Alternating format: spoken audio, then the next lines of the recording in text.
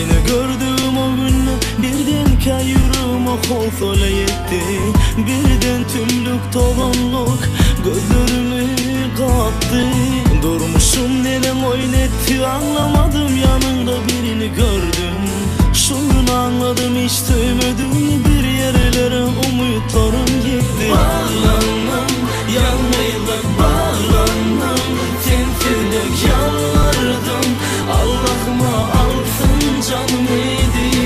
Bağlandım, yanmayla bağlandım, tentillik yalvardım, Allah'ıma alsın canımıydı.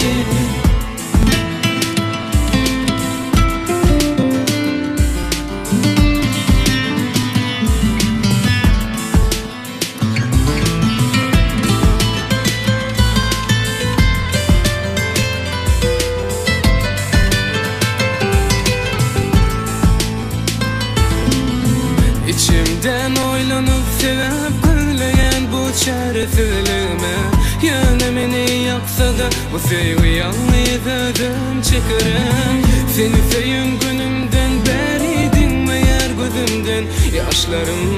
Yana kerne çıkayım olsa da asla boyun eğmerin men. Bağlandım, yanmayla bağlandım, tentillik yalvardım, Allah'ıma alsın canımıydı. Bağlandım, yanmayla bağlandım, tentillik yalvardım, Allah'ıma alsın canımıydı. Yok, yok, yok senin kalbinde sevgi, şerefsiz bu sevda içinde ama çektiryen gayrı. Yok, yok, yok senin kalbinde duygu, şerefsiz sevda içinde bu gayrı. Bağlandım, yanmayla bağlandım, tentillik yalvardım, Allah'ıma alsın canımıydı. Bağlandım, yanmayla bağlandım, tentillik yalvardım, Allah'ıma